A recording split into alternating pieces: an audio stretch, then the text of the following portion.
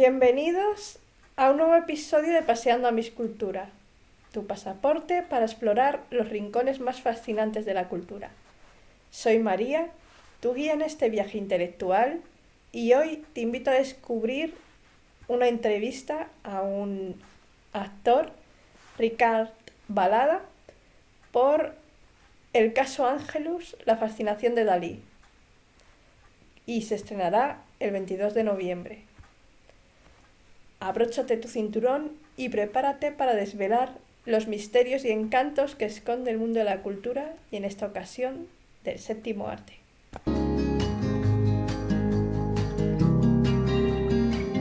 Ricard Balada es el joven Dalí en la película El caso Ángelus, la fascinación de Dalí, que se estrena en cines el 22 de noviembre.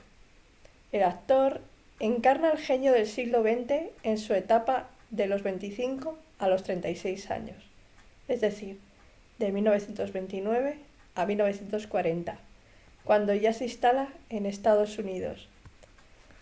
¿Queréis saber más de la película? Dentro entrevista. Gracias, Ricard, por esta entrevista.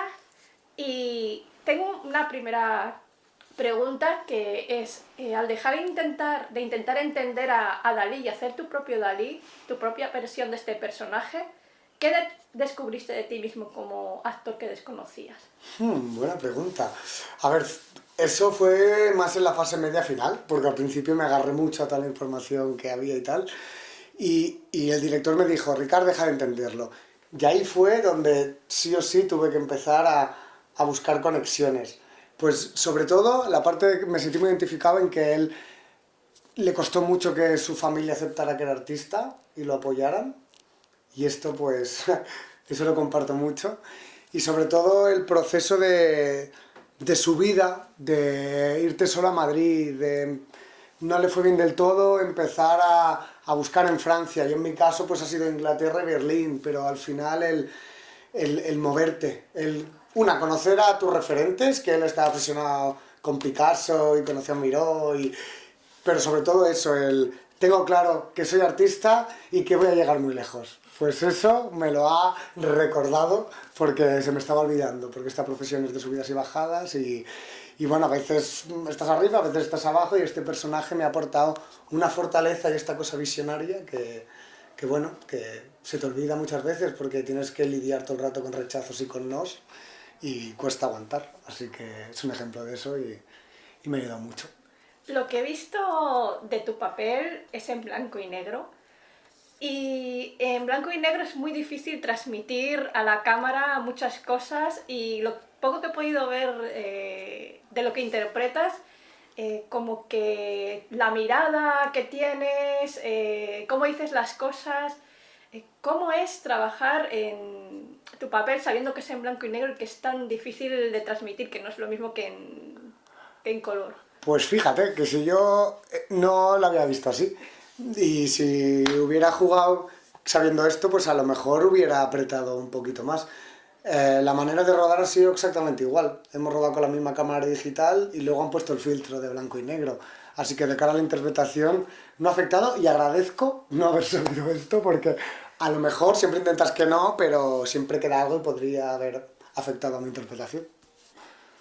Hay algo que leyendo me sorprendió lo que hiciste, es que te imprimiste y plastificaste el cuadro original y conviviste con él. También dibujaste varias versiones. ¿Esto te llegó a obsesionar o en algún momento dijiste tengo que parar porque si no...? Todo lo que estás diciendo.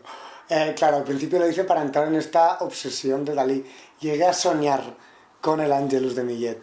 Claro, es que él lo veía todo el rato. Yo, en el libro de Ian Gibson, y analizando mucho su infancia, él desde pequeño, se ve que es uno de los cuadros que más fotocopió y más estaba... Y él, no me acuerdo si era en las clases del pintor o en su propio colegio, lo veía siempre. Y él le transmitía algo, no sabía qué era, y se empezó a obsesionar y lo veía en todos lados. Entonces digo, esto lo tengo que crear, porque esto acabo de descubrir el cuadro del Ángelus. Cuando lo busqué me sonaba, pero bueno, ni una conexión. Entonces, claro, buscando esta macro obsesión que él ha perseguido toda la vida, esto es muy difícil de interpretar, esto lo tienes que sentir. Entonces por eso pasé por este proceso tan intenso para realmente entrar en esa obsesión. Y hubo un momento que tuve que decir, prou, que es basta en catalán, y tuve que parar, porque era ya sentí, en el momento que ya empecé a soñar dije, creo que ya lo tienes. ¿Qué imagen tenías antes de Dalí y cuál tienes ahora, después de haber hecho la película?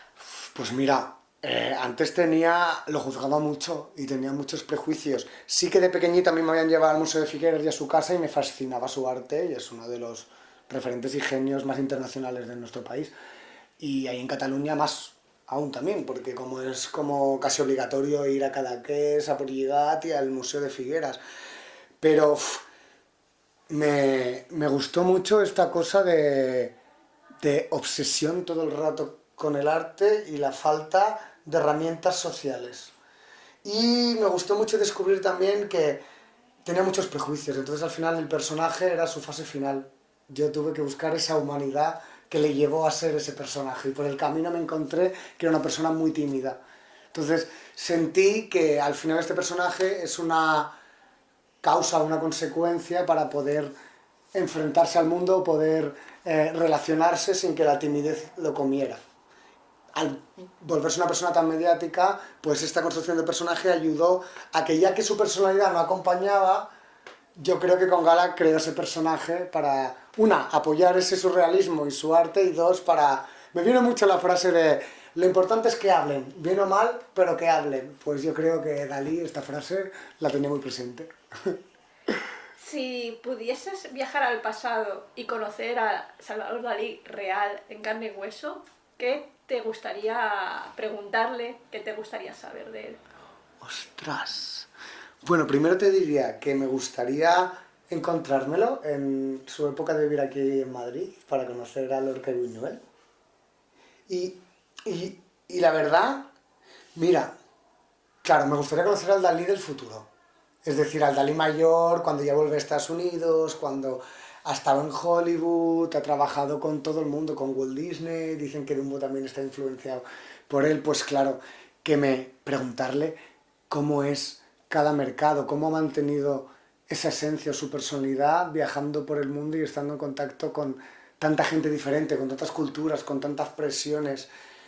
Yo creo que su identidad y su esencia ha ido evolucionando y cambiando, pero ha sido siempre la misma. ¿Cómo has mantenido esta personalidad? O esta genialidad, ¿tú eres consciente cuando creas que eres un genio o simplemente es una lectura ajena?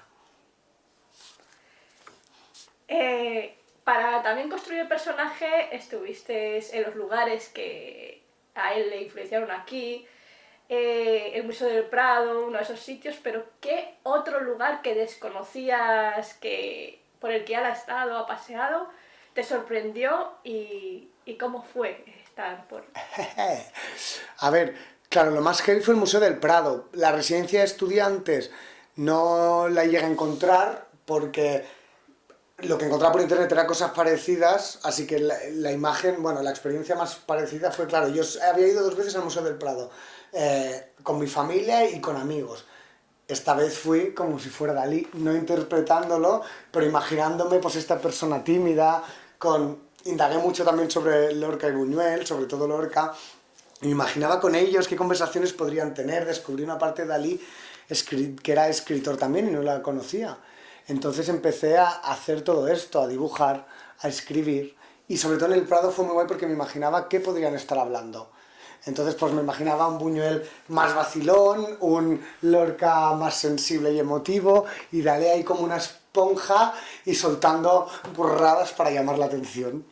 Pero bueno, al final fue un juego de imaginación que fue como para conectar y justo fue muy fácil porque como yo estoy entre Madrid y Barcelona, pues me sentía muy identificado. Esto del catalán que también se viene aquí, vuelve y echa de menos la familia y su tierra, pero te creas un vínculo de... Jolín, yo tengo muchos amigos que creo que lo van a petar, o que cabe la posibilidad de que puedan ser los futuros Borca... Ay, Borca. He juntado Buñuel y Lorca. Lorca o Buñuel. Pero eso, el jugar y el crear, y ir al Museo del Prado creyéndote que eres él, hacía lo que leí que él todo el rato crea, este mundo surrealista lo tenía dentro y agrandaba imágenes y tal, pues modificaba los cuadros del Museo del Prado como juego y fue muy divertido. Fue un poco fumada, pero fue muy divertido. ¿Cómo definirías al Dalí que has creado para esta película con una palabra o con un sentimiento? O con un color, ya que Dalí es pintor. Claro, un color no podría, porque te diría el arco iris. Pero una palabra te diría, claro, genio, mago, o águila, porque creo que vuela él dentro de su mundo surrealista y de su imaginación. Hablando de la imaginación, ¿qué imagen ahora, cuando se estrene la película, piensas que va a tener el público sobre ti, que has interpretado a muchos papeles diferentes a este, un personaje histórico y tan relevante como Dalí? Claro. Yo creo que van a tener más curiosidad y más interés, y lo que me gustaría, claro, es el personaje para mí más alejado que he hecho nunca. Me gustaría que no vieran al Ricard. Yo he intentado que el Ricard se diluya y se difumine y como canalizar ese genio tan poliédrico y tan lleno de tantas cosas que quise ser súper analítico y tuve que soltar y confiar que salga lo que salga. Así que me gustaría que no me vieran a mí. Con eso yo estaría contento. Cuando te llegó el proyecto y viste Dalí, ¿qué es lo que pensaste en un primer momento? ¿Te entró miedo? ¿Te entró pánico? Tal cual. Al principio me cagué, me daba mucho respeto, pero luego dije, Ricard, nunca has tenido algo, es un desafío tan heavy. Y poco a poco estirando, dije, epa, que encima lo conocen en todo el mundo. Y yo llevo unos cuantos años luchando, bueno, pues tengo repre en Londres desde hace 4 años, con Estados Unidos voy probando, y dije, wow, una, como actor, salir de la zona de confort, expresiva y todo, y dos, esto te puede abrir muchas puertas. Y dije, que le den el miedo, ya jugamos con lo que hay. Y también hubo una cosa que dije, ay, que esto fue más creado por mí desde mi ilusión, pero es como, guau, empiezo a interpretar Dalí cuando empiezo a viajar por Europa solo. Yo empecé el año pasado a viajar por Europa solo.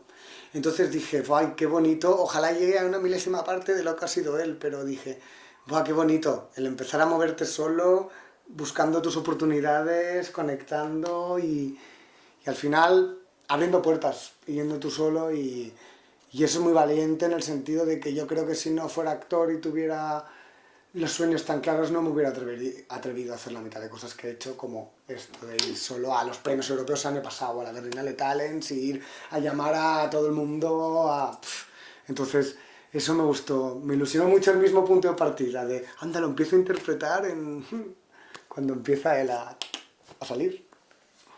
Hablando de bloqueos, siempre se habla del bloqueo del escritor, pero ¿existe el bloqueo del actor? ¿Te bloqueaste en...?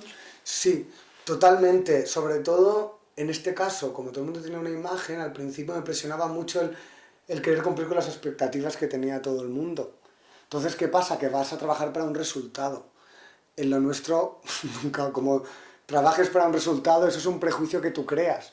Yo fui descubriendo todo el rato, primero la imagen que ya tenía yo en el inicio, lo que me transmitía Dalí, pero por encima de todo, ¿qué quería el director? Y cómo veía el director a Dalí, que encima es un fan absoluto máximo. Entonces, claro, ahí hubo un momento que fue, Ricard, confía en el proceso. Estaba como enclaustrado en un resultado y lo hacía de fuera para adentro, y nunca va a haber ahí una verdad, tiene que ser de dentro para afuera.